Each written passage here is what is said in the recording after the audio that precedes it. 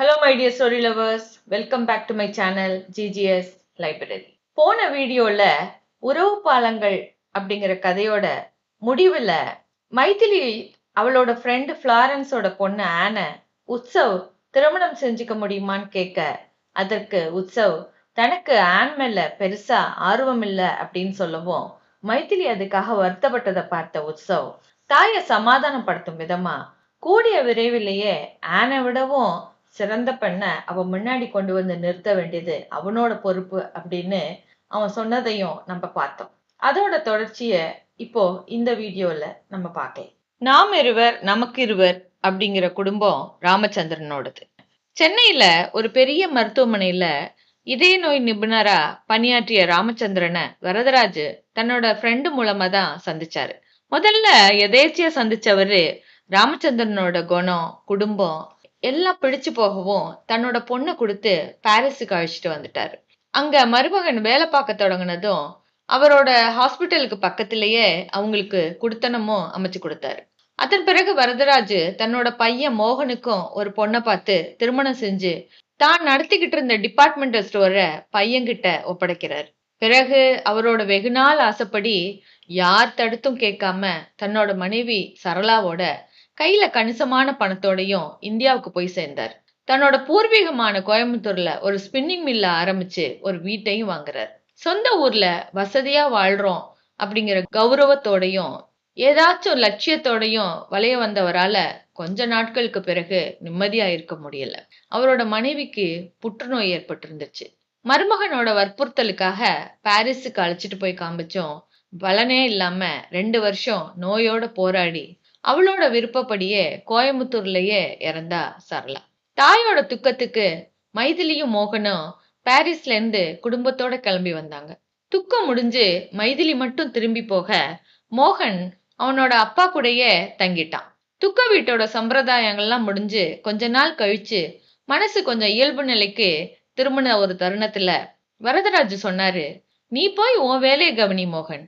இந்த கிழவனுக்காக குடும்பத்தோட இன்னும் எத்தனை நாள் இங்கேயே கிடப்ப? பொண்ணோட படிப்பு, பொண்ணோட வியாபாரம் எல்லாமே பாதிச்சிரும். நான் இருக்க போற கொஞ்ச நாள என்னோட விருப்பப்படி இங்கேயே கழிச்சிடுறேன் அப்படின்னாரு. மோகன் உடனே பதில் சொல்லாம கொஞ்ச நேரம் தலை குனிஞ்சு உட்காந்துருந்தான். அப்பா, நான் என்னோட மனைவி மகளோட இங்கேயே தங்கிடுறதுன்னு முடிவெடுத்து தீர்மானிச்சு ஒரேடியா வந்துட்டேன் அப்படிங்கிறான் மெதுவான குரல்ல. இதென்ன திடீர் முடிவு? வரதராஜ் வியந்து போறாரு. கொஞ்ச நாளாவே ஸ்டோரு நஷ்டத்துல போயிட்டு இருந்தது. அதனால கடன் வேற ஏற்பட்டுச்சு. சமாளிக்க முடியாம ஸ்டோரை வித்துட்டேன் சொல்லவும் வரதராஜ் அதிர்ந்து போனாரு. அவரு முதல்ல பாரிஸுக்கு போனப்போ இவரை போலவே பெரிய படிப்பெல்லாம் எதுவும் இல்லாம கான்ட்ராக்ட்ல வந்த கொஞ்சம் பேரு கான்ட்ராக்ட் முடிஞ்சு ஊருக்கு திரும்பி போனாலும் வாழ வழி இல்லை அப்படிங்கிறதுனால அங்கேயே சின்ன பிளாட்ஃபார்ம் கடை ஒண்ணு ஆரம்பிக்கிறாங்க. சிகரெட்டும் கோக்கும் காஃபியும் வித்தாங்க. அந்த பகுதியில வசிச்ச இந்தியர்கள் இந்தியாவில இருந்து வர்ற மசாலா பொடி, அரிசி பருப்பு எல்லாம் கிடைக்குமான்னு கேட்கவும் அதையெல்லாமும் வர வச்சு கொடுக்கறாங்க. இப்படி கடை கொஞ்சம் கொஞ்சமா வளர்ந்து வாடகைக்கு இடம் பிடிச்சு அங்க மாத்தும் போது கடையோட பார்ட்னர்கள் 2 பேரும் ஊர் பக்கம் போறதா சொல்லவும் அவங்க 2 பேரும் முதலீடு பண்ண பணத்தை தவணை முறையில அனுப்பி வைக்கிறதா ஒப்பந்தம் செஞ்சுக்கிட்டு கடைய வரதராஜ் ஏத்துக்கிட்டார். கடன் முடியிற சமயம் அவரோட விசாவும் முடியிற தருவாயில இருந்துச்சு. அவரை மாதிரியே வாழ வந்த சிலர் நிரந்தரமா தங்கியிருக்க செஞ்சுக்கிற ஏற்பாட்டின்படி பிரான்ஸ் குடியுரிமை பெற்ற ஒரு பொண்ணை அவசரமா கல்யாணம் பண்ணிக்கிறார். பாண்டிச்சேரியில தான் வேலை பார்த்த பிரெஞ்சுக்காரர்களோட சின்ன வயசுலயே பாரிஸ் வந்து குடியுரிமை பெற்றிருந்த அந்த பெண் சரளா மகிழ்ச்சியோட வரதராஜுவ கணவனா ஏத்துக்கிட்டா. குடியுரிமை கிடைச்சதும் விவாகரத்து செஞ்சுக்கிறதா 2 பேரும் பேசி வச்சுக்கிட்டு செஞ்சுக்கிட்ட கல்யாணம் அது. இருந்தாலும் சரளாவோட நிராதரவான நிலையும் அவருக்கு அவ உதவி செஞ்சதுனால ஏற்பட்ட நன்றி உணர்ச்சியும் சேர்ந்து வரதராஜுவால அவளை உதற முடியல. கணவனும் மனைவியுமா இடைவிடாது பாடுபட்டதோட பலனா வரதராஜோட வியாபாரம் ரொம்பவே வளர்ச்சி அடைஞ்சது. பாரிஸ்லயே சொந்தமா காரு, வீடு இதெல்லாம் வாங்குறாரு. மகனையும் மகளையும் படிக்க வச்சு சிறப்பா கல்யாணமும் செஞ்சு வச்சாரு. பல வருஷங்களா மனசை உறுத்திக்கிட்டு இருந்த விஷயத்துக்கு தீர்வு காண இந்தியா வந்தாரு. தேடி வந்த சிக்கல் தீர்றதுக்கு முன்னாடியே மகன் புதிய பிரச்சனையோட வந்து நிக்கிறான். மோகன், எத்தனை பெரிய டிபார்ட்மெண்டல் ஸ்டோர் நம்மளோடது, எவ்வளவு வருமானம் வந்துகிட்டு இருந்தது, எல்லாம் எப்படி ஒரேடியா போயிடும் அப்படிங்கிறாரு வரதராஜ் நம்ப முடியாத குரல்ல. ஏதோ கெட்ட நேரம்பா, போயிருச்சு அப்படிங்கிறான் மோகன் ஒத்த வார்த்தையில. எவ்வளவு சாதாரணமா சொல்ற, எத்தனை வருஷங்கள் ராத்திரி பகல்னு பார்க்காம உழைச்சு படிப்படியா நான் வளர்த்த தொழில் தெரியுமா? அதுல எத்தனை இழப்புகள், சிக்கல்கள், பிரச்சனைகளை நான் சந்திச்சிருக்கேன். அத்தனையும் வீணாயிட்டதே, உடைஞ்சு போனாரு வரதராஜ். மோகன் பதிலே பேசாம நிக்கவும் வரதராஜுக்கு தாங்க முடியாத துக்கம் ஏற்படுது. தான் ரத்தத்தை வியர்வையாக்கி உயிரை உழைப்பாக்கி கட்டின கோபுரம் கண்ணு முன்னாடி சரிஞ்சு மாயமாயி போனத அவரால தாங்கிக்கவே முடியல. வரதராஜ் இடிஞ்சு போனவரா முடங்கி கிடக்க, அந்த இடைவெளியில மோகன் இயல்பா அந்த வீட்டுல குடும்பத்தோட செட்டில் ஆறான். வரதராஜுவோட ஸ்பின்னிங் மில்லோட பொறுப்பையும் அவனே ஏத்துக்கிட்டான். வரதராஜு சிறகொடுந்த பறவையா வீட்டுல முடங்கி போறாரு. மோகன் அவரோட வசிக்க வந்து கொஞ்ச நாள் ஆன பிறகுதான் அவருக்கு அவனால நஷ்டம் எப்படி ஏற்படுறது அப்படின்னு புரியுது. மோகன் கொஞ்சம் கூட பொறுப்பே இல்லாதவனா இருந்தான்.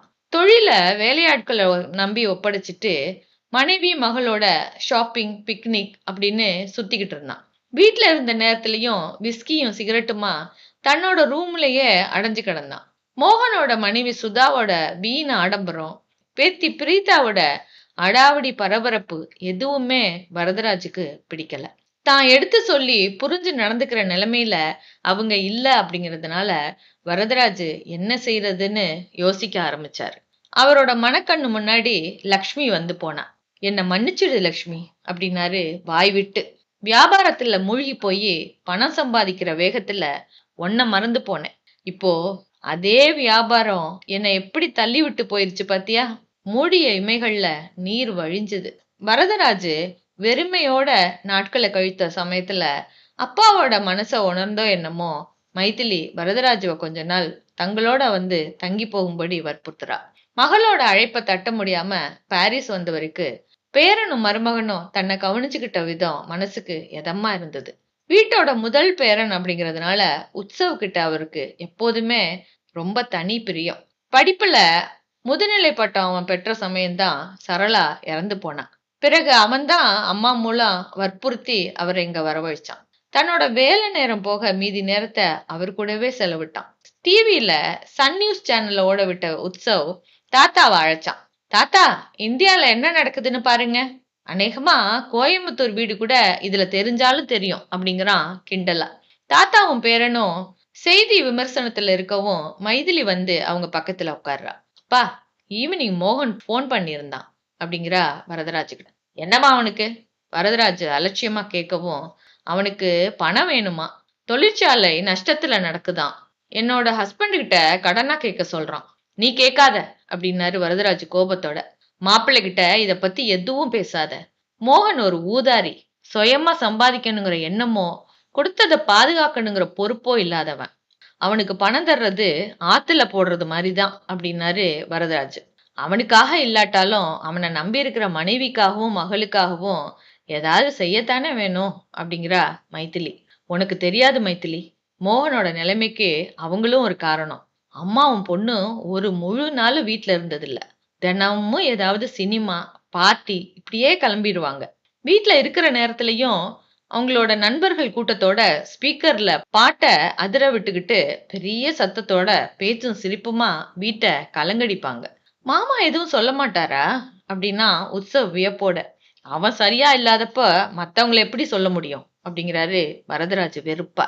3 பேரும் யோசனையில ஆழ்ந்து அமைதியாகவும், மோகனுக்கு நான் என்ன சொல்றது அப்படிங்கிறா மைதிலி இறுதியா. ஒரு பைசா தர முடியாதுன்னு சொல்லு. கோடிக்கணக்கான ரூபாய் மதிப்புள்ள ஸ்டோரை வித்து நாசமாக்கிட்டு தொழிற்சாலையையும் நஷ்டப்படுத்தி இருக்கிறான். என்னோட இத்தனை வருஷம் உழைப்பும் கரைஞ்சு போயிருச்சு அப்படின்னாரு வரதராஜு ஆதங்கமா. தாத்தா, மாமாவை தொழிற்சாலையில தன்னிச்சையா செயல்பட அனுமதிச்சது உங்க தப்பு.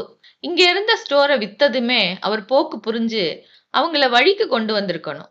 அவன் சொல்லவும் குடும்பஸ்தனாயிட்ட பிள்ளையையும் தலைக்கு மேல வளர்ந்து நிக்கிற பேத்தியையும் மருமகளையும் நான் அதட்ட முடியுமா உற்சவ்? அப்படி அதட்டினாதான் என் பேச்ச கேட்பாங்களா என்ன? ஏன் மாட்டாங்க? சொல்ற விதத்துல சொன்னா யாரா இருந்தாலும் வழிக்கு வந்துதான் ஆகணும் அப்படிங்கிறான் உற்சவ் உறுதியான குரல்ல. அப்படின்னா அந்த சொல்ற பொறுப்ப நீ எடுத்துக்கயேன். உன் மாமா குடும்பத்தை உன்னால சரி பண்ண முடியுமான்னு பாரு. அவரு சொல்லவும் டன் அப்படிங்கிறான் உற்சவ் உற்சாகத்தோட. மைதிலி வியப்போட மகனை பார்த்தா. உன்னால என்ன செய்ய முடியும் உற்சவ்? அதுவும் நீ பாரிஸ்லயும் அவங்க இந்தியாவிலயும் இருக்கும்போது இது எப்படி சாத்தியம்? மம்மி, உங்களுக்கு தெரியும், நான் வாய் வார்த்தையா எதையும் சொல்றதில்ல. சொன்ன பிறகு அதுல பின்வாங்கறதும் இல்ல. சரி, இப்போ என்ன முடிவு எடுத்திருக்கிற? கொஞ்ச நாளாவே இந்தியாவுல எங்களோட தொழில விரிவுபடுத்தணும்னு நினைச்சிட்டு இருந்தேன். இப்போ அதுக்கான சந்தர்ப்பம் வந்திருக்கு. ஆனா அதுக்கு முன்னாடி தாத்தா கிட்ட ஒரு அக்ரிமெண்ட் இருக்கு எனக்கு. சொல்லவும் என்ன அக்ரிமெண்ட் அப்படின்னாரு வரதராஜ் வியப்போட. தாத்தா, நாம 2 பேரும் இந்தியா போக போறோம். என்னோட விருப்பப்படி தொழிலையும் உங்க விருப்பப்படி மாமா குடும்பத்தையும் சரி செய்ய முடியுமான்னு பாக்குறோம்.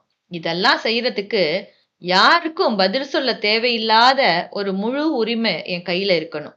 உங்களோட வீடு, தொழிற்சாலை, மற்ற சொத்துக்களோட பவர் ஆஃப் அட்டார்னி என் பேர்ல இருக்கணும். அதுக்கு ஈடா இங்க உள்ள என்னோட தொழிலோட பார்ட்னர்ஷிப்ப உங்களுக்கு எழுதி தர்றேன். நம்ம விரும்பின மாதிரியே விஷயம் வெற்றி அடைஞ்சா சொத்துக்களை மாமா கிட்டயே ஒப்படைச்சிருவோம். முடியாத பட்சத்துல வெற்றிகரமா பின்வாங்கி பவர் ஆஃப் அட்டார்னிய கேன்சல் செஞ்சுக்கிட்டு இங்கேயே திரும்பி வந்துடுவோம். நீ சொல்றதெல்லாம் சரிதான் உற்சவ். ஆனா அக்ரிமெண்ட் மட்டும் வேண்டாம். நீ என் பேரன், என் சொத்துக்களுக்கு உரிமை உள்ளவனும் கூட. அதோட நேர்மையானவன். உன் பேர்ல தொழிற்சாலை நடத்தினாலும் இல்ல நீயே வச்சுக்கிட்டாலும் கூட எனக்கு மகிழ்ச்சி தான் அப்படின்னாரு வரதராஜ். எங்களுக்கு வேணுங்கிறது செஞ்சிருக்கீங்க தாத்தா. அதுக்கு மேல ஆசைப்படுறது நியாயம் இல்ல. என்னதான் உறவும் உயிருமா இருந்தாலும் பண விஷயத்துல கரெக்டா இருக்கணும் அப்படின்னு சொன்ன உற்சவ் அடுத்து வந்த நாட்கள்ல தான் சொன்னபடி அக்ரிமெண்ட் தயார் செஞ்சான். தாத்தாவும் பேரனும் பரஸ்பரம் கையெழுத்து போட்டுக்கிட்டாங்க. உற்சவ் தன்னோட அப்பா கிட்ட தாத்தாவோட இந்தியா போக போறதா சொன்னதும் ராமச்சந்திரன் ஆச்சரியப்படுறாரு. தாத்தாவுக்கு ஒரு மாற்றம் வேணும்னு தானே அவரை இங்க வரவழைச்சோம். திரும்பவும் எதுக்கு அங்க அழைச்சிட்டு போகணும் அப்படின்னாரு. இந்தியாவுல தொழிலை விரிவுபடுத்தணும்ன்ற என்னோட எண்ணத்திற்கு ட்ரையல் பார்க்க போறேன் டாடி. எல்லாம் ஒத்து வந்தா அங்க தொடங்கலாம். இல்லைன்னா திரும்பி வந்துடுவேன். இங்க இருக்கிற பிசினஸ் என்னாறது? அது மார்க்கங்கள் பாத்துக்குவாரு. தவிர நானும் தொடர்புல தான் இருப்பேன். உனக்கு எதுக்கு இந்த திடீர் தலைவலி அப்படின்னாரு ராமச்சந்திரன் முழு சம்மதமும் இல்லாம. சவால்கள் இல்லாம சாதனைகள் இல்ல டாடி. எனக்கு ஒரு சவாலை ஏத்து சாதிக்கணும் போல இருக்கு. மறுபடியும் தயங்குனவர்கிட்ட என் மேல நம்பிக்கை இல்லையா டாடி அப்படின்னா உற்சவ். மகன் முடிவெடுத்துட்டான்னு தெரிஞ்சதும் உன் பிரியப்படி செய் உற்சவ். தாத்தா உன் கூட இருக்கார். இப்போ உன் மாமா அத்தையும் அங்க இருக்கிறதுனால எனக்கு நிம்மதியாதான் இருக்கு. புதிய இடம், அங்க வேலை செய்யறது உனக்கு நல்ல அனுபவத்தை கொடுக்கும். போயிட்டு வா அப்படின்னாரு இறுதியா. சரியா 10 நாட்கள்ல தன்னோட வேலைகளை எல்லாம் முடிச்சுக்கிட்டு பெத்தவங்க கிட்ட பிரியா விடை பெற்று தாத்தாவோட சார்லஸ் டிகாஸ் விமான நிலையத்துல விமானம் ஏறுனா உற்சவ். ஒரு சஸ்பென்ஸ் தொடரை பார்க்க போற த்ரில்லோட மைதிலி மகனை வழி அனுப்பி வச்சா. வீட்டு வாசல்ல நின்னுகிட்டு தன்னோட 3 வயசு குழந்தைக்கு சாதம் ஊட்டிக்கிட்டு இருந்தா நம்ம கதாநாயகி வானதியோட அக்கா மலர்கொடி. பக்கத்துல இருந்த வேப்ப மரத்து மேல இருந்த சில காக்கைகள் பறந்து வரவும் அதுகளுக்கும் சில பருக்கைகளை வீசினா. காகங்கள் போட்டி போட்டுக்கிட்டு வந்து பருக்கைகளை பொறுக்கவும் குழந்தை குசியானா. சிரிப்பும் விளையாட்டுமா கையில இருந்த கிண்ணம் காலியானதும் மலர்கொடி உள்ள போறதுக்காக திரும்புறா. பின்பக்கத்துல இருந்து யாரோ அவளோட கண்களை பொத்தவும் தடுமாறுனா. யார் அது? இவரு பகல்ல வீட்டு வாசல்ல எல்லாம் இப்படி விளையாட மாட்டாரே அப்படின்னுகிட்ட கண்களை மூடி இருந்த விரல்கள்ல பிடிச்சவ வானதி நீயா அப்படின்னா மகிழ்ச்சியோட. நான் இல்லாம வேற யாரு உரிமையோட என் அக்காவோட விளையாட முடியும் அப்படின்னு சொன்ன வானதி காக்கைகளை எல்லாம் விரட்டிக்கிட்டு ஓடின குழந்தைய துரத்தி பிடிச்சு முத்தமிட்டா. என்ன வானதி சொல்லாம கொள்ளாம வந்து நிக்கிற? அம்மா கூட நீங்க வரப்போறதா போன் எதுவும் பண்ணலையே அப்படின்னா மலர்கொடி. அம்மா கிட்ட கூட சொல்லல, நேரா உன்னை பார்க்கதான் வந்தேன் அப்படின்னு சொன்ன வானதி தன்னோட பேக பிரிச்சு அதுல இருந்த சாக்லேட் பாக்ஸ் எடுத்து அக்கா கிட்ட கொடுத்தா. என்னடி திடீர்னு சாக்லேட் கொடுக்கற? கல்யாணம் பேசி முடிச்சிருக்காங்களா? இல்லையே. அப்படி இருந்தா அம்மாவோ அப்பாவோ எனக்கு சொல்லிருப்பாங்களே. ஒருவேளை நீ யாரையாவது லவ் பண்றியா? அங்க நீ லவ் பண்ற மாதிரி யார் இருக்காங்க? யூகத்துல இறங்கவும் வானதி அவ முதுக தட்டுறா. அக்கா, உன் கற்பனைக்கு கொஞ்சம் பிரேக் போடு. நீ நினைக்கிற மாதிரி அசட்டுத்தனங்கள் எதுவுமே நடக்கல. எனக்கு வேலை கிடைச்சிருக்கு. நாளையில இருந்து வேலைக்கு போக போறேன். மலர்கொடி வியப்போட தங்கைய பார்த்தா. நீ சொன்னதை சாதிச்சிட்டிய. அம்மாவும் அப்பாவும் நீ வேலை பார்க்க சம்மதிச்சிட்டாங்களா? முதல்ல மாட்டேன்னு தான் சொன்னாங்க. ஒரேடியா நான் பிடிவாதம் பிடிக்கவும் வேற வழி இல்லாம ஒத்துக்கிட்டாங்க.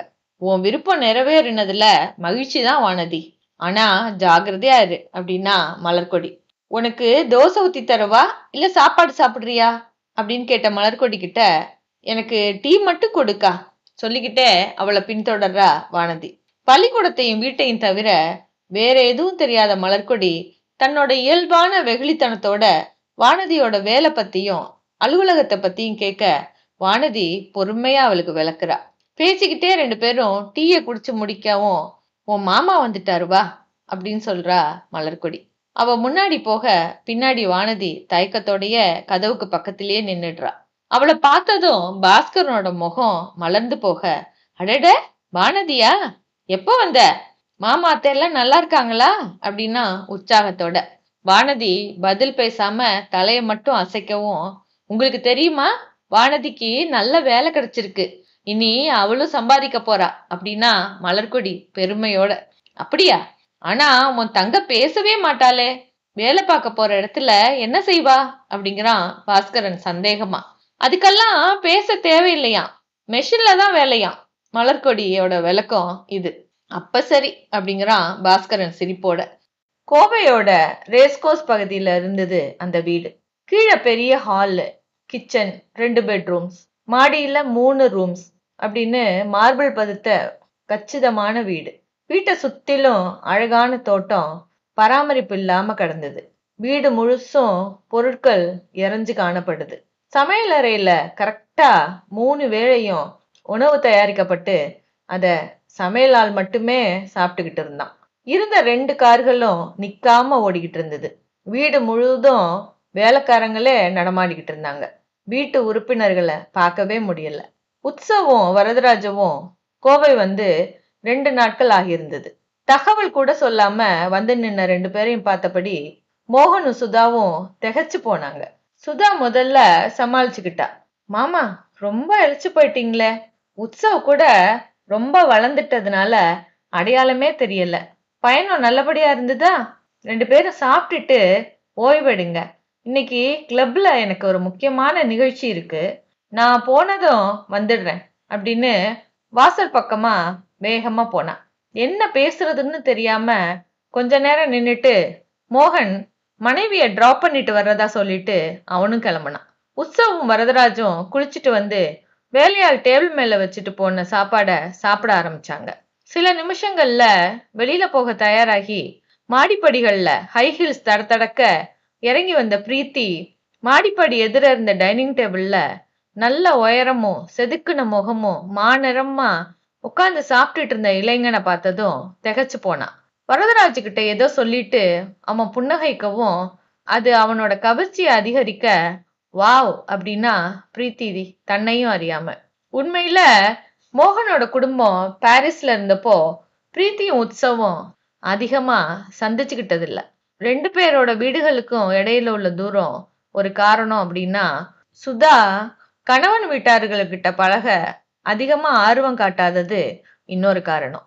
ஏதாவது முக்கிய நிகழ்ச்சிகள் பொருட்டு சந்திக்க நேரும்போது பொண்ண ஸ்கூலுக்கு அனுப்பிட்டு தலைய காட்டிட்டு ஓடிடுவா. மைதிலி எப்போதாவது மோகனை பார்க்க வரும்போது உற்சவ் ஸ்போர்ட்ஸ் ப்ராஜெக்ட் அப்படின்னு பிஸியா இருப்பான். அதனால உற்சவ அவளால அடையாளம் கண்டுக்க முடியல. பிரீத்திக்கு நேர எதிர உட்கார்ந்திருந்த உற்சவ் நிமிர்ந்து அவளை பார்த்தான்.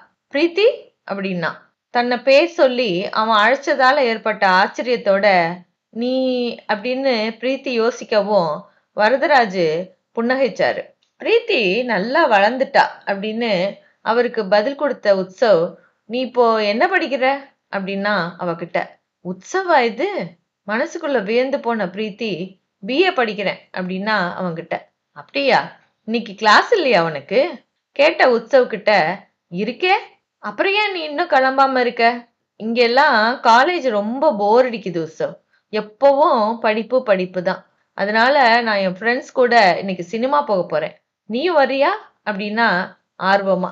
இல்ல, நான் வரல அப்படின்னு சொல்லவும், ஓகே, என்னோட ஃப்ரெண்ட்ஸ் எல்லாம் காத்துட்டு இருப்பாங்க. நான் வரேன் அப்படின்னு பிரீத்தி கிளம்பி போனா. வரதராஜ் கொஞ்ச நேரம் ரெஸ்ட் எடுத்ததுக்கு அப்புறம் தாத்தாவும் பேரனும் தொழிற்சாலைக்கு போறாங்க. தொழிற்சாலையும் வீடு மாதிரியே பராமரிப்பு இல்லாம இருந்தது. முதலாளி கவனிக்கிறது இல்ல அப்படிங்கறதால மேனேஜர் சிரத்தையே இல்லாம இருந்தார். தொழிலாளிகள் கிட்ட எல்லாம் சோம்பல் தெரிஞ்சது.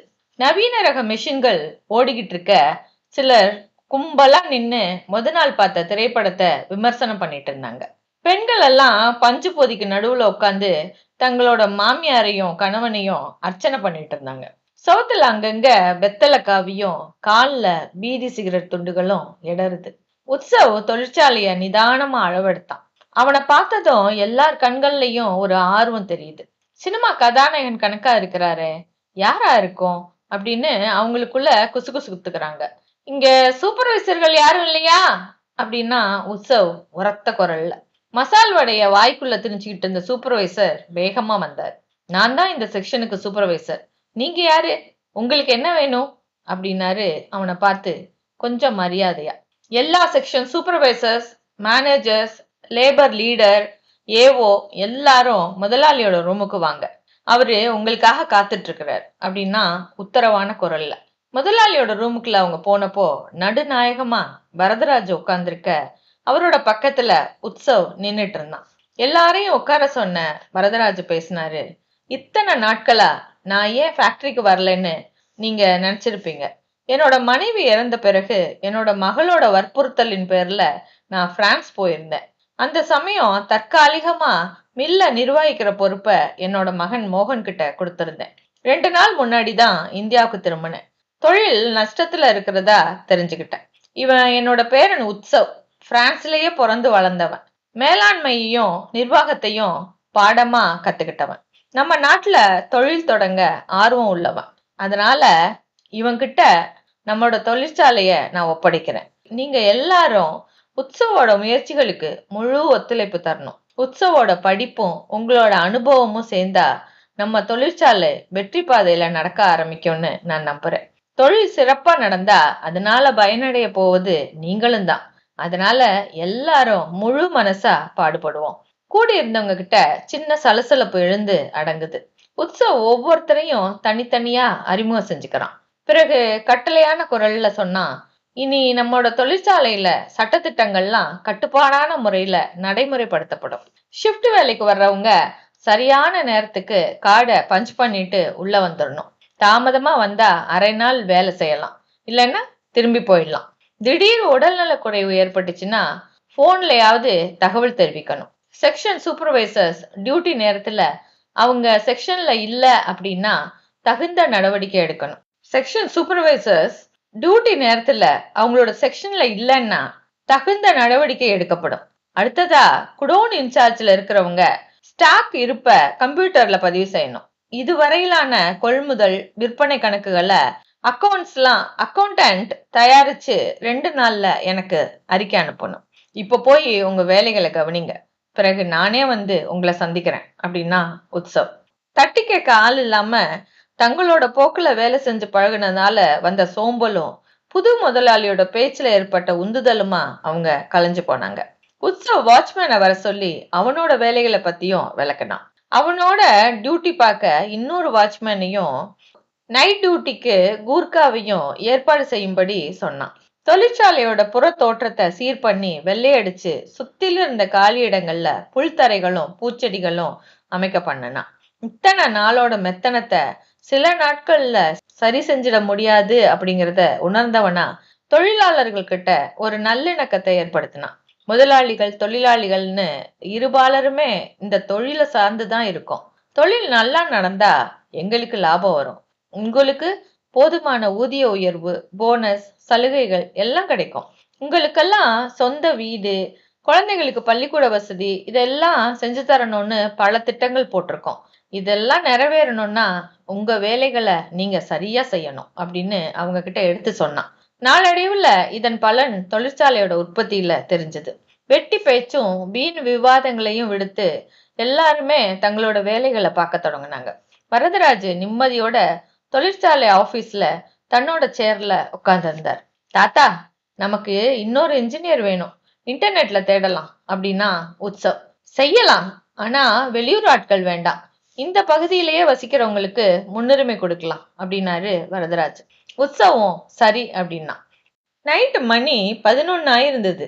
மோகன் தன்னோட மனைவி மகளோட ஹால்ல உட்காந்து அவனோட அப்பாவோட வரவை எதிர்பார்த்து காத்துட்டு இருந்தான்.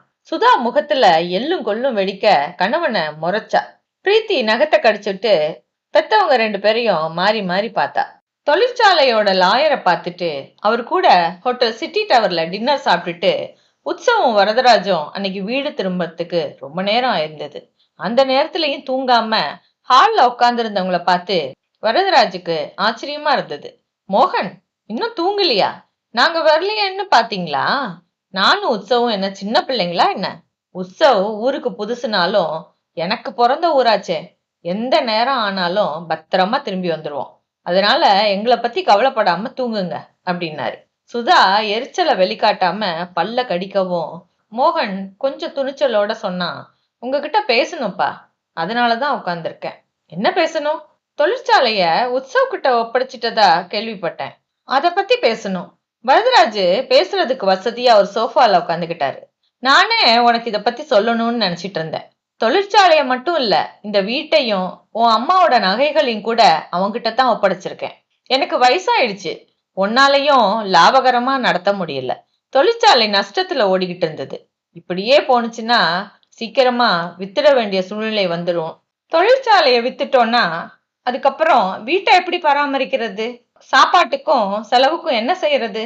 அதனாலதான் வேறொருத்தர் நம்மளோட தொழிற்சாலையை வாங்குறதுக்கு முன்னாடி நானே உற்சவ் கிட்ட ஒப்படைச்சிட்டேன். நஷ்டத்தை அவன் பாத்துக்குவான். என் கூட நீயும் இந்த வீட்டுல தங்கிக்கிறதுக்கும் சாப்பிடுறதுக்கும் உற்சவ் அனுமதி அளிச்சிருக்கான். அனுமதிக்கிறதா? நான் உங்க பையன் இல்லையா? இந்த வீட்டுல எனக்கு உரிமை இல்லையா? நீ என்னோட பையங்கிற ஒரே காரணத்துக்காகத்தான் நான் பாடுபட்டு வளர்த்த கோடிக்கணக்கான ரூபாய் மதிப்புள்ள கடைய உன்கிட்ட ஒப்படைச்சேன். உன்னால ஸ்டோரையும் நடத்த முடியல, இங்க வந்த பிறகு தொழிற்சாலையிலையும் உன் கவனம் செல்லல. அதனால என்கிட்ட எதை எதிர்பார்க்கவும் உனக்கு உரிமை இல்லை. அது மட்டும் இல்லாம உற்சவ் வேற யாரோ இல்ல, உன்னோட பொண்ணு எனக்கு எப்படி பேத்தியோ அதே மாதிரி உற்சவும் எனக்கு பேரன். என்கிட்ட சகல உரிமைகளும் அவனுக்கு உண்டு. 3 பேரும் பேசக்கூட தோணாம நின்னுகிட்டு இருக்கவும் உற்சவ் சொன்னா, மாமா, இப்போதைக்கு நம்மளோட நிதி நிலைமை சரியில்லை, அது உங்களுக்கே தெரியும். அதனால தொழிற்சாலையிலையும் வீட்டிலையும் சில கட்டுப்பாடுகளை கடைபிடிச்சாதான் இதுல இருந்து நம்ம மீண்டு வர முடியும். முதலாவதா தேவையில்லாம செய்யப்படுற செலவுகளை குறைக்கணும். வேலையாட்களோட எண்ணிக்கையும் கட்டுப்படுத்தணும். வீட்டுல எல்லாருமே நான் உட்பட செய்யற செலவுக்கு கணக்கு எழுதி வைக்கணும். கடைசியா வீட்டுக்கு உறவுன்னு இல்லாம வர்ற விருந்தாளிகளையும் வீண் ஆடம்பரங்களையும் தவிர்க்கணும். இதென்ன வீடா இல்ல சிறையா அப்படின்னா சுதா வெறுப்பா. கண்டிப்பா வீடுதான். கண்ணுக்கு தெரியாத சில வழிமுறைகளுக்கு கட்டுப்பட்டு வசிக்கிற இடம்தான் வீடு. இல்லைன்னா ஒரு ஹோட்டலுக்கும் அதுக்கும் வித்தியாசம் இல்லாம போயிடும். உற்சவ் கடினமான குரல்ல சொல்லவும் அந்த குரல் அவங்க மேற்கொண்டு பேசுறதுக்கு தயக்கத்தை ஏற்படுத்துது. வழக்கம் போல மறுநாள் காலையில தாமதமா கண் விழிச்ச பிரீத்தி அவளுக்கு பெட் காஃபி வராததால எரிச்சலோட அம்மாவை தேடி போனா. சுதாவும் அப்பதான் எழுந்து பல்ல தொலைக்கிட்டு இருந்தவ மகளை பார்த்ததும் குட் மார்னிங் அப்படின்னா பேஸ்ட் நுரையோட. குட் மார்னிங்கா? பேட் மார்னிங், எனக்கு காஃபியே வரல அப்படின்னா பிரீத்தி. ஆமா, இங்கேயும் வரல, இந்த சமயக்காரர் என்ன செஞ்சிட்டு இருக்கிறாரு, காஃபி கூட அனுப்பாம? வா போய் பார்க்கலாம் அப்படின்னு மகளோட சேர்ந்து சமையல்காரரை திட்டுறதுக்காக சுதா வேகமா கீழே இறங்கி வந்தா. வரதராஜ் அன்னைய நியூஸ் பேப்பர்ல மூழ்கி இருக்க அப்போதான் தன்னோட ஜாகிங்க முடிச்சிட்டு வந்த உற்சவ் அவங்கள பார்த்ததும் குட் மார்னிங் அப்படின்னா ஒரு புன்னகையோட. பிரீத்தி பதிலுக்கு குட் மார்னிங் சொல்ல சமையல் அறைக்குள்ள போன சுதா திரும்பி வந்து, இந்த சமையல் எங்க போயிருக்கான் அப்படின்னா உற்சவ் கிட்ட. அவன் வீட்டுல இருப்பான் அப்படின்னா உற்சவ். அவன் வீட்டுல இருக்கிறதுக்கா சம்பளம் கொடுக்கறோம்? சொல்லாம லீவ் போட்டிருக்கான், வரட்டும் பேசிக்கிறேன் அப்படின்னு கருவவும் அவன் வரமாட்டான், அதனால இப்பவே பேசிருங்க அப்படிங்கிறான் உற்சவ். ஏன் வரமாட்டான்? அவனை நேத்திக்கே வேலையை விட்டு அனுப்பியாச்சு. ஏன் அனுப்புனீங்க? அப்புறம் யார் சமைக்கிறது அப்படின்னா சுதா திடுக்கிட்டு, நீங்க தான். நானா? என்னால முடியாது. தனியா தானே முடியாது. ஹெல்ப்புக்கு பிரீத்தியை அழைச்சிக்கங்க. எனக்கு இதெல்லாம் செஞ்சு பழக்கம் இல்ல. அதுவும் இல்லாம பிரீத்தி சின்ன பொண்ணு அப்படிங்கிறா சுதா கோபமா. நம்மளோட பசிக்கு நாம சமைச்சு சாப்பிடுறது கேவலமானது இல்ல. பிரீத்தியும் சின்ன பொண்ணு இல்ல. அவளுக்கு கிட்டத்தட்ட கல்யாண வயசு ஆகுது. சில அடிப்படை வேலைகளை தெரிஞ்சு வச்சிருக்கிறது தான் நல்லது. உங்களுக்கே தெரியும், பாரிஸ்ல எங்க வீட்ல கூட அம்மா தான் அத்தனை வேலைகளையும் செய்யறா. லீவு நாள்ல மட்டும் நானும் அப்பாவோ ஹெல்ப் பண்ணுவோம். அது மாதிரி சமயம் கிடைக்கிறப்போ உங்களுக்கு நானும் உதவ தயாரா இருக்கேன். அப்புறம் வீட்டோட தங்கியிருந்த 2 ஆட்களையும் அனுப்பிட்டேன். அதனால இனி வீட்டுல அடிக்கடி களவு போகாது. மேல் வேலை செய்ய ஒரு பொண்ணு காலையில வந்துட்டு ஈவினிங் போயிடுவா அப்படின்னு சொல்லிட்டு உற்சவ் பிரீத்தி கிட்ட திரும்பி சொல்றான். பிரீத்தி, உனக்கு 2 வீலர் ஓட்ட தெரியுமா? தெரியாதுன்னா உடனே கத்துக்கோ.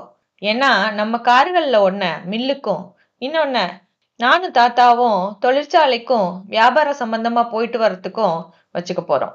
சொந்தக்காரங்க விட்டு விசேஷங்களுக்கு எப்பயாவது போயிட்டு வர்றதுக்கும் நீங்க அந்த காரை யூஸ் பண்ணிக்கலாம். அதனால உனக்கு ஒரு ஸ்கூட்டி வாங்கியிருக்கேன். இனிமே காலேஜுக்கு நீ அதுலதான் போகணும். ஸ்கூட்டி இல்லையா? ஸ்கூட்டி இல்லையா? காத்துல தலையெல்லாம் கலைஞ்சு பறக்கும்.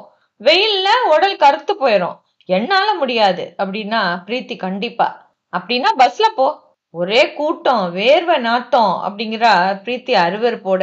சரி, அப்ப வீட்டோட இருந்துரு அப்படின்னா உற்சவ் ஒத்த வார்த்தை இல்ல. இத்தனை பேருக்கு ஒரு கார் எப்படி போதும்? இன்னொரு கார் வாங்கினா என்ன அப்படிங்கிறா பிரீத்தி படபடப்பா. இந்த கார்களை பராமரிக்கிறதே இப்போ சிரமமான விஷயம். நேத்தே நான் இத பத்தி சொல்லிட்டேன். எக்ஸ்ட்ரா கார் இல்லைன்னு வருத்தப்படாத.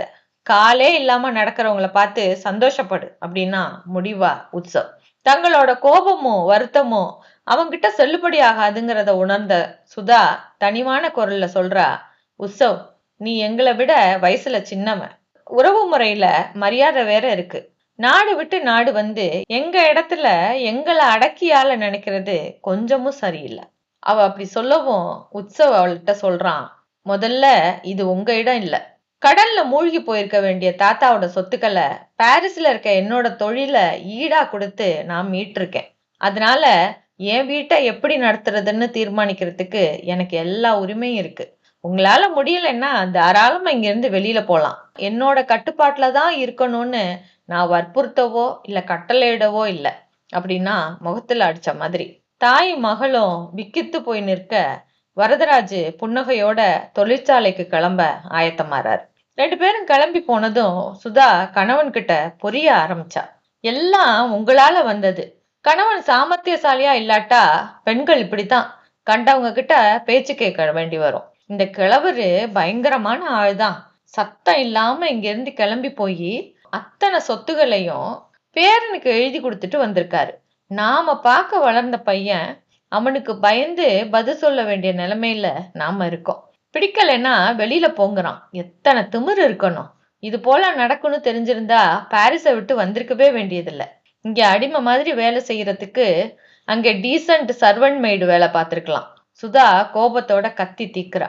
பாரிஸ்ல அவங்க இருந்தப்போ சுதாவோட அப்பா ஹார்ட் ஆபரேஷன் செஞ்சுக்கிறதுக்காக தன்னோட குடும்பத்தோட கிளம்பி வந்து இவங்க வீட்டுலதான் தங்கியிருந்தார். அவரோட ஆபரேஷன் செலவு, அத்தனை பேருக்கும் பிளைட் டிக்கெட்டு, மாச கணக்குல தங்கியிருந்து ஊர் சுத்தி பார்த்தது, அவங்க இழுத்து விட்ட ஆடம்பர செலவுகள், சுதாவோட தங்கை திருமணத்துக்காக மோகன் குடும்பம் செஞ்ச தொகை, இதெல்லாம் மோகன் கண் முன்னாடி வந்து போகுது. மனைவி கிட்ட மெதுவா கேட்டான், உன்னோட அப்பா அம்மா மதுரையில தானே இருக்காங்க, நம்ம அங்க போயிட்டா என்ன சுதா? வெக்கமா இல்ல உங்களுக்கு? சுதா சீர்றா. பொண்ணு எடுத்த இடத்துல போய் உட்கார்ந்திருந்தா மத்தவங்க உங்களை பத்தி என்ன நினைப்பாங்க? என்னாலதான் தலை நிமிர்ந்து நடக்க முடியுமா? பொண்ணை கொடுத்த இடத்துல வந்து தங்கியிருந்தப்போ மத்தவங்க எதுவும் சொல்ல மாட்டாங்களான்னு தோணுச்சு மோகனுக்கு. ஆனா அதை கேட்டுட்டா சுதா சும்மா விட மாட்டா. அப்படிங்கறதுனால இதுக்கு என்னதான் செய்யறது, நீயே சொல்லு அப்படின்னா மோகன். நாம இங்க இருக்கவே கூடாது, இங்க இருந்து போயிடலாம் அப்படின்னா பிரீத்தி. போய் போய் என்ன செய்ய முடியும் நம்மால? கையில காசு இல்ல, நிக்க நிழல் இல்ல, நம்ம 3 பேர்ல ஒருத்தருக்கும் படிப்பு தகுதி இல்ல. ஏதோ இங்க இருக்கிறதுனால கௌரவமா உடுத்தவும் சாப்பிடவும் செஞ்சுட்டு இருக்கோம். இந்த வீட்ல சமைச்சு சாப்பிட முடியாதுன்னு சினுங்குறீங்களே, வெளியில போனா நம்ம 3 பேரும் வீடு வீடா போய் அதைத்தான் செய்யணும்.